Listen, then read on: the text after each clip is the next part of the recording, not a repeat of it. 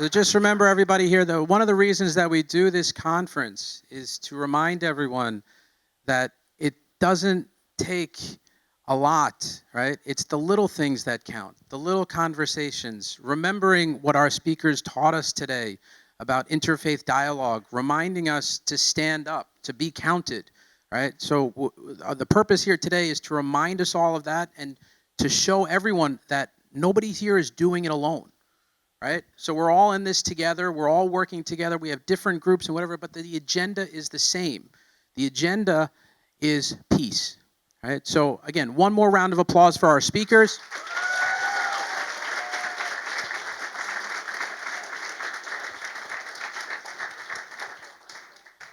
And now what we've got up on the screen is a number that we can text questions to for your Q&A. We're going to try to get to as many questions as possible before our speakers have to leave. So if you have any questions, please text them over. And I'm going to ask my brother over here, Ishad Haji, to join us because he's got some questions that he's going to read from down below that have been coming in already.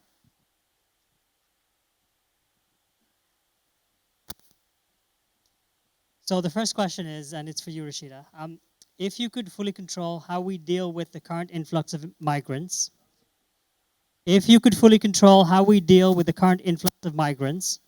what would the process look like? What would you do with migrants who cross the border without proper documentation? Well, I can tell you what is happening right now is not working. And one of the things that I think really is important, it's not just about fixing the broken immigration system that is dehumanizing, but the fact that we need to follow the law. Many of the people that you all have seen come to the border, they are legally coming to the border and seeking asylum, which is completely 100% legal in the United States of America. Why aren't we thinking about our economy in the Mexico economy? I mean, do you understand like what happens there is impacting us here? And I want the interconnection of being able to help increase the wages in Mexico, help increase protection, and we can do that. We can really, truly do that because we are not divided as a country. We're disconnected.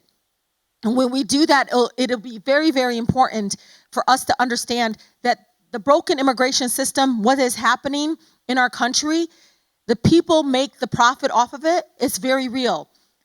They, from immigration system to all the broken systems, justice system, all that. If you look at who profits the most from our broken immigration system, it's corporations and those that are wealthy industries and sectors of it is. They make money off of the fact that those folks, many of them are neighbors, cannot come out of the shadow, organize labor, increase their wages, get benefits. But we don't target them. We target those that come because they want to be able to feed their children. And I'm tired of us trying to other them as if imagine, as my residents would say, imagine, the borders were changed on them. They literally, all of it, the interconnection that used to be there in the border is gone. And we got to stop. I don't care if it's walls in Palestine or walls in Mexico, we need to tear them down. And we need to honor our current laws that came from a place of understanding that there are those that will come here and seek safe haven. And we cannot say, not from this country because that's a Muslim country, not from this country because, that's Mexico. No, we're not. No, it is every single person should be able to come here, touch our land and say, I need to feel protected. Please help me. And we should always give them a fair chance to be able to do that.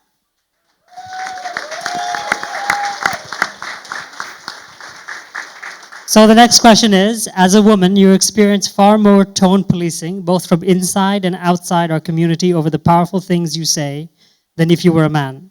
How can our community best support you in your mission and everything you're up against? Well, I think a lot of things that I say is very human responses, right? It's a lot of things that I feel at the moment, maybe anger, maybe, passion, the sense of urgency that I always feel about a number of issues that I'm working very hard on.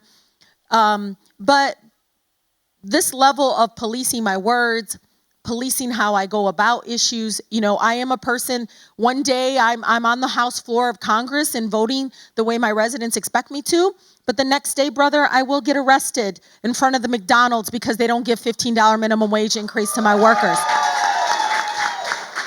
So I, in many ways, continue to be unapologetically myself and all I can do. So a piece of my soul doesn't break, a piece of my soul doesn't go away, is be who I am. This is how I was raised in many ways, of just being very, very truthful, very honest about how my feelings are at the moment. All I can do is continue to fight back against all kinds of economic oppression, everything. And sometimes that means I am not going to be, and I don't want to be, that perfect politician. I will always be raw. I will always be a rough around the edges. And that's just who I am. If you want the others, there's a lot of folks out there that are the typical kind of folks that are just, to me, that's up to you. You can decide that you want somebody that speaks differently than I do or uses different approaches. But one thing I cannot not do is be exactly how my Detroit Public Schools teachers taught me to be, or my mother, or my Siti Shama Allah Rahamha, or any of those women in my life that always said, stand up, speak loudly, and even if I have to use a bullhorn, I will, because you expect nothing less and you deserve nothing less than me speaking very loudly about things that are happening to your life right now. So you just have to push back.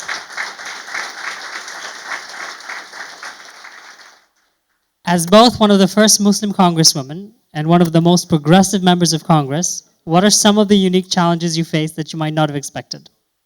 Well, I think, and this is, in many ways can be a sense of controversy, but I do want you to know Islamophobia is very bipartisan. What I mean by that is I think there are folks that are both parties that have, I think very well, like maybe some may be well-intended, but I think there are some that still need us to educate them about who we are as fellow Americans. We just didn't get here. Muslims have been part of this country for a long, long time. Even in my district, I have majority like black Muslims in Michigan. And, people don't even realize how much we've already contributed to our country. But I don't even want to start from that. I want to start from the fact that we can't allow, both sides, Republicans and Democrats, to dismiss us or use us in some sort of fear-mongering or be afraid. They all should be able to visit masjids just like they visit churches. They all should be able to engage us in a way on a number of issues, not just immigration or civil rights, but man, can we show you how to talk about, work on education issues, about poverty. Some of my incredible, incredible neighbors that have Muslim faith are tremendous advocates on labor issues, on, one young woman, she's amazing on women's rights. So don't look at us just as like, this is who we are. We're so much more than that. Open up your circle to include us in that circle, to engage us on all those fronts. I think that has been the lacking. And so I struggle because I realize many of them had never engaged Muslims before. Some of them have never actually talked to an American Muslim before, even or worked with one before. And so I know Sister Ilhan Omar and I have tore down every single stereotype you could think of as a Muslim woman. Like we definitely are not oppressed women. We're very opinionated. We speak truth. We're courageous. All of these things that all the stereotypes that people have of Muslim. Oh yeah, some of it. She's more graceful than I am. But I just tell you that all of those things are happening again through our actions. But it's kind of cool. I love, people are now around the country are like, wow, Muslims are kind of cool. Muslim women, wow, look at them. It's like, yeah, we'll stand up for anyone that needs us to speak for them and to fight for them. And yeah, I so happen to be Muslim, but I always tell people, you don't have to read the Quran to love me. You just have to look at my actions and see that I'm coming again from a place of love. So I'm going to switch it up. This one's for Imam Kazwini. What is the name of the street you live on? If it's not United Nations Street, consider changing it. The name of the speech today? Street. The Street. name of the street. I live in the most beautiful city on land, and that is Los Angeles. And I live in Roland Heights. That is the name of the neighborhood. And the name of the street is Pepperdale Drive. So you are all welcome to visit me. I have a beautiful house, big, backyard, and a swimming pool. So you can come for a swimming. We do, yeah? Yeah. The imams are like congresswomen. We do everything. Actually, I don't know, Imam Kuzwini, I can't swim. I cannot swim. Well, that's a big issue for a lot of kids that grow up in cities. We don't have access to public pools. Another issue. So we got to get more public swimming pools in our cities so that our kids can learn how to swim. This one's for Dr. Craig. How do you educate American public and Trump government on the dangers and brazenly anti-Muslim laws of CAA and NRC enacted by the Modi government? How do you educate the American Muslim population, how do you educate the American public on the dangers and brazen anti-Muslim laws by the CAA and NRC enacted by the Modi government? By the Modi government? Well, let me say this, okay. And we were touching upon this earlier.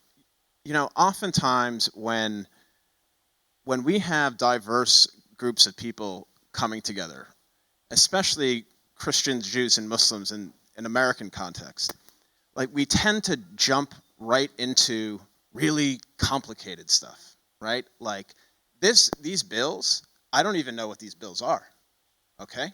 And I'm supposed to be the scholar on stage. But we have to start educating people at a much more fundamental level. And I was speaking with some youth who are part of Muslims for Peace, and I must say, for the elders of your community, you're in really good hands in the future, because these are really powerful and bright young people. And I mentioned, like, when we have something like interfaith events, right? Like, there's a tendency to say, okay, let's dive into the scripture. Let's take the Bible and the Quran, and let's go over these really difficult passages. I think that is not the best approach for educating one another. This is where the answer to the question comes in. We may need to start having interfaith without interfaith. Think about that, right? And this is going back to what I was saying earlier. Let's start having these conversations at the most human level possible. Let's start talking about how work is going. Are you paying your bills? Are you able to pay your bills? Do you have children? How are your children doing? What's work like? We can't deal with the complicated stuff until we trust one another, until we develop rapport. So, yes, we need to tackle these. Policy issues are obviously important, right? Obviously important. But we can't skip everything that comes before it in terms of just having basic respect for one another and understanding where people are coming from. That's where education starts, at the human level. Thank you. So, Rashida, this is for you. Who inspired you to be who you are? I think there's a combination of people in my life, growing up in the teachers at Detroit Public Schools to all this. But I think my Siti Shama, Allah yarhamha, she was very, very strong. Or in Arabic, we say kawiya. And she didn't read or write Arabic or English, and she came to the United States with almost nothing. And she wasn't married anymore, which was very controversial back then. Not because she was Arabi or Muslim, but just because it was very hard to get out and go work and all this stuff. But she was a woman that, and I talked about this earlier, she would come into a room and all the men would be in one corner and the women would be over here. She'd go sit with the men. No, she would go and there'll be a hajjah, no, you can't. And she's like, nope, I'm going to be where the decisions are made, right here. And she was spectacular because I remember one time in a nonprofit organization, she wanted something from the executive director, and she's like, no, I want both of them. And he's like, no, you can only take one.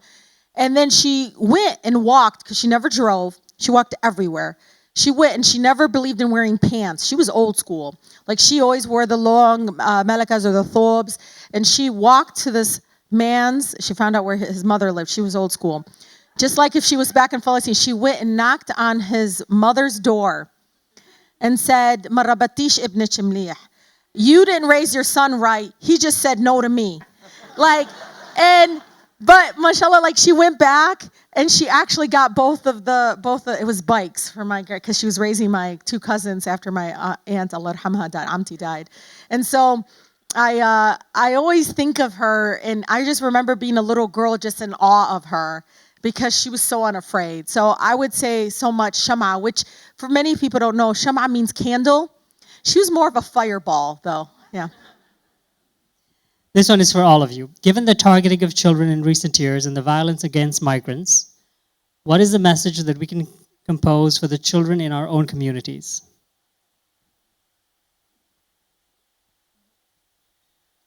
I think the best type of investment one can does here on earth is when we invest in human beings, especially in the young generation.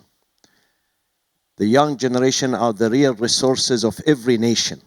We might have natural resources, but the real resources are the human resources. So, and yes, our young generation have been targeted.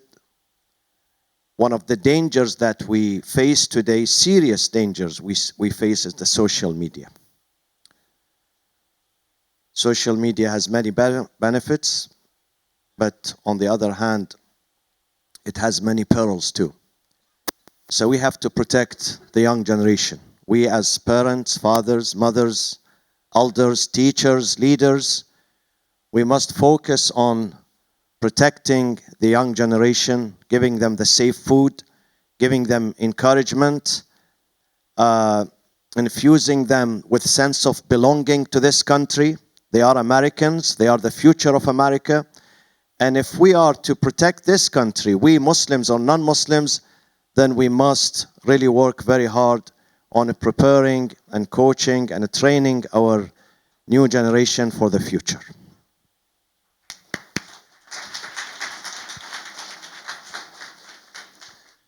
Everyone, I've just been told that the Congresswoman, based on her schedule, has to leave us. Dr. Imam, if you have a couple more minutes, a warm round of applause for Congresswoman Rashida Tlaib, please. So I think this is a really important question where we left off on. And I think the Imam really provided some really big picture things, macro things that must be taken into account. Absolutely. Providing the basic needs. But for those who might be of the younger generation, I want to give you a simple tool to help you navigate some situations that you're facing. And I refer to it as horizontal thinking versus vertical thinking. It's really simple, okay? Horizontal thinking is everything that happens this way. And this is essentially what happens in our lives, our everyday lives. Our struggles, our challenges, the relationships that we have with people. Maybe someone is talking to you in a way that you don't appreciate at school. And obviously, as human beings, that's going to bother us, right? We're human beings. Sometimes we're sensitive. But all of these things, this chatter between people, and the judgment that we see between people in this country, here on earth, is not the ultimate judge, which is where the vertical comes in. Who is your judge? Your peers or God? If you're a believer. And it doesn't even need to be God. It just needs to be you connecting to a higher sense of being, of who you are. That voice that speaks inside of you, that's your soul. It tells you what is right and what is wrong. So don't lose sight of that connection that you have, which is transcendental. That is the ultimate power, and that's what you need to protect. You need to protect that. The stuff here, thick skin, that's what you need. In one ear, out the other, as my mother used to tell me. So connect to that vertical.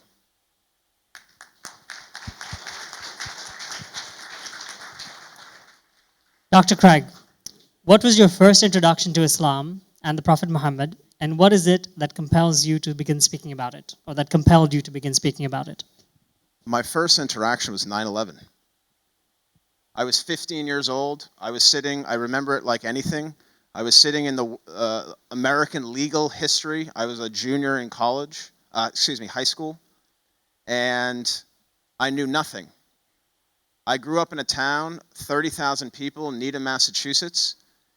It's 99% white, 99% Christian with a small Jewish population.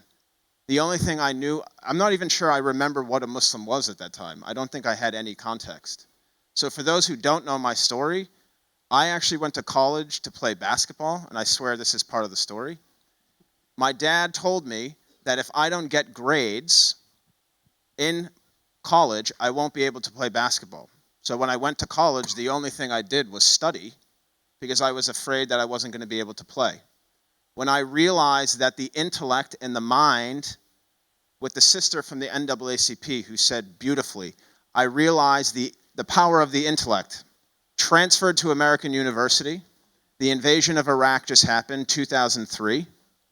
I went to DC to study Arabic, to take politics, Middle East politics classes and Islam 101 with the intention of understanding why something like 9/11 happened. I was trying to get into the intelligence community.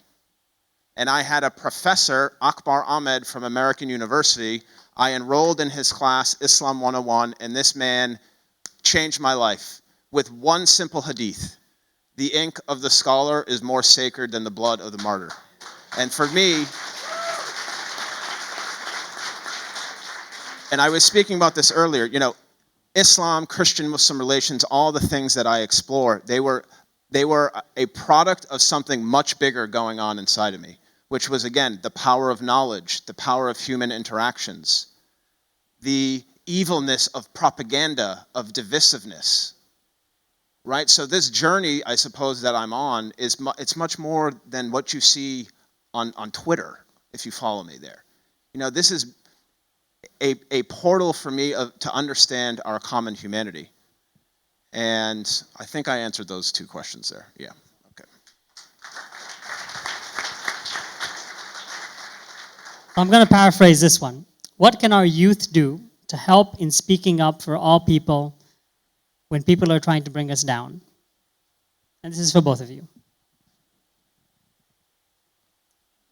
What can our youth do to stand up for people who are facing oppressive conditions? Imam, do you want me to keep going, Imam? Okay. I think Representative Rashida said it quite well. We live in an age where social media empowers people, and that's a good thing. It allows you to control your narrative, right? You can speak for yourself rather than having other people speak for you. This is really important. But I've also noticed there's a tendency for people to feel overly righteous by just tweeting or blogging or creating YouTube videos. That is part of the solution, but it is not the solution. We have to literally get up and walk places with people, stand arm in arm with people, visit people, go into places of worship. If you want to demonstrate, protest, you do that. Words are they're not enough. Let me just put it that way. They're not enough. It's part of the solution, but we need to act arm in arm with people. And it takes effort. It's not easy. It's hard. It's energy. We're busy people. But if you really want to touch someone's heart and soul, it's not going to happen through a social media post. It's going to happen in the physical with you next to someone standing arm in arm.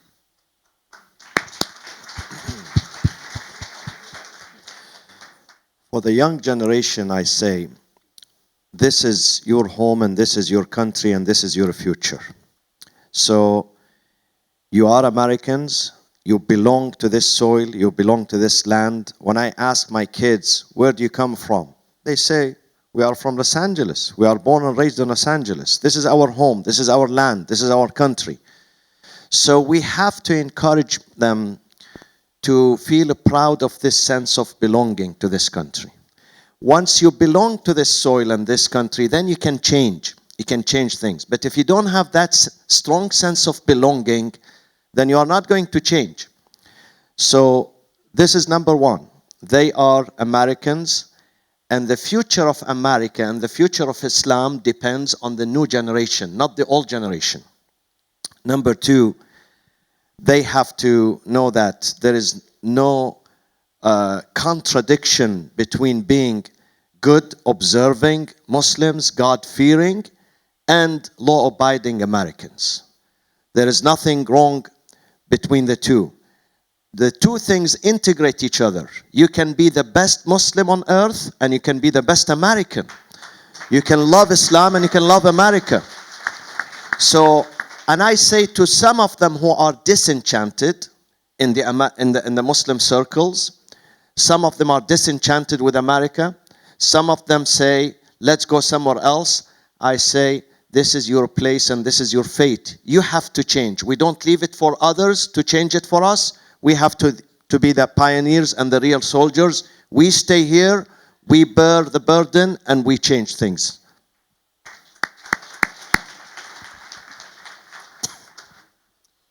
What advice do you have for communities, specifically to members with the most powerful, or the most power, to protect women, girls, and those in communities who are ostracized because of patriarchy? It's a big question, and I think it requires a simple answer. It's a multi-layered answer, but I think it's quite simple. We need to listen. We need to listen, first and foremost. I feel like, and this isn't simply unique to the experiences of women. I think a lot of communities and populations who are facing troubling conditions, systems of oppression, and they speak out, they're not believed. So I think, number one, we need to have more conversations about it, and we need to listen, and we need to take these stories seriously.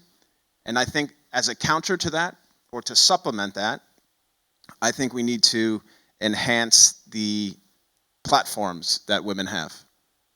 I think this is something that is fundamental, and I see it happening even in talks that I give. Khalid Badoun, I know many of you may know Khalid Badoun. He's a top scholar of American Islamophobia, and he came to Rice University and we had a conversation, and he said, we really shouldn't be doing this event because it was just he and I and there were no women. So thankfully we had representation here tonight, but I think fundamentally just listen to these stories, take them seriously, open yourselves up to hearing about some troubling conditions, and then find ways of enhancing this representation and giving women platform to speak for themselves. I mean, I even feel kind of uncomfortable answering the question because I'm not a woman.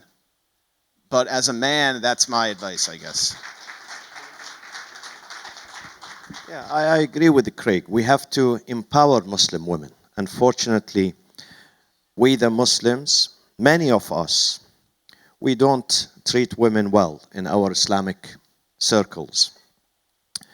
There is no real equality. We speak about equality, we brag about it, but there is no real equality between men and women.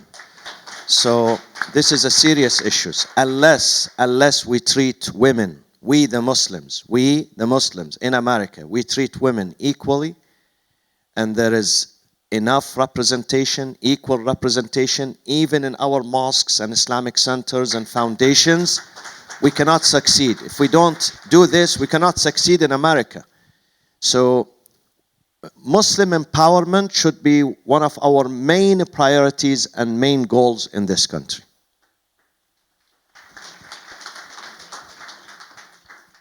So I know there are a lot of questions, and we're running out of time, so I will read the last one that I have. And it's Salam, peace, shalom. How should we handle ourselves if present admin becomes more aggressive towards minorities in our beloved country? How should we handle ourselves as the present administration becomes more aggressive towards minorities in our country? Let me give you, as an imam, I have to go back to my book and see what my book says. One, the thing happened in the White House a few days ago regarding Israel and Palestine.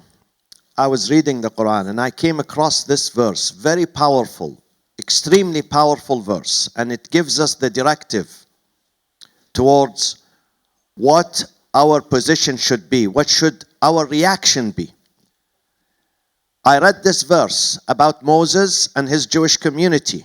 When the attack of the Pharaoh was intensified against them, the persecution was intensified, they came to Moses, they complained to him.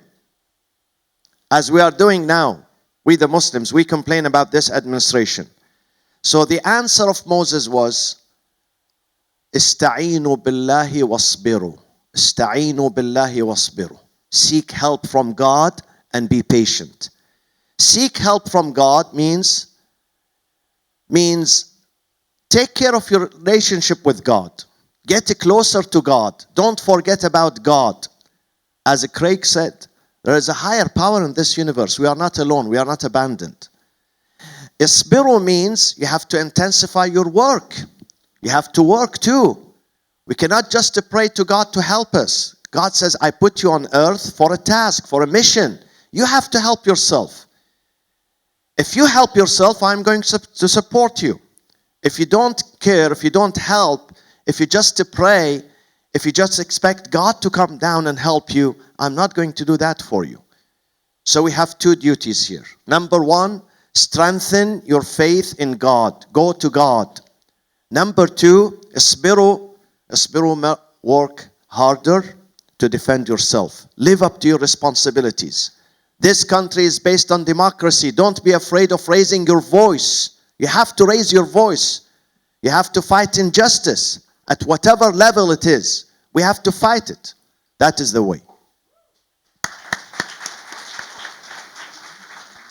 Yeah, to echo that, at a small level, don't let the divisive rhetoric get into your head, right? I was talking earlier, again, the vertical thinking, but also the thick skin, and in one ear, out the other. If you're seeing stuff that you don't like, find a way to channel that. Because if you do let that stuff seep into you, it's gonna destroy you. It's gonna hurt your energy level. It's gonna hurt your mental well-being, and obviously that is gonna bring you pain. So that's number one. Number two, vote. Simple as that. Vote. And third, right, so kind of moving up, we have a macro everyday stuff. Don't let it get to you.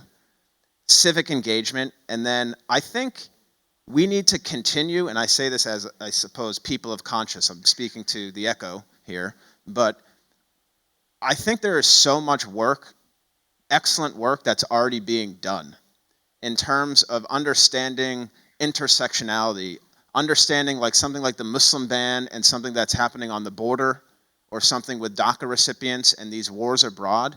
They're all interconnected somehow. And people understand that they're interconnected. And the movements of solidarity in this country are happening. You have Muslims standing up for DACA recipients. You have Jews going to the airport to oppose the Muslim ban. These things are happening. We just don't hear about them frequently because they don't bleed, right? With the media, if it bleeds, it leads. That's the stuff we hear. So these things are happening. We could do better, of course. We can amplify our energy. We can physically get up and go places and stand with people. These are some solutions, I think, that are part of a more constructive environment and can certainly push back against these forces of evil in our country.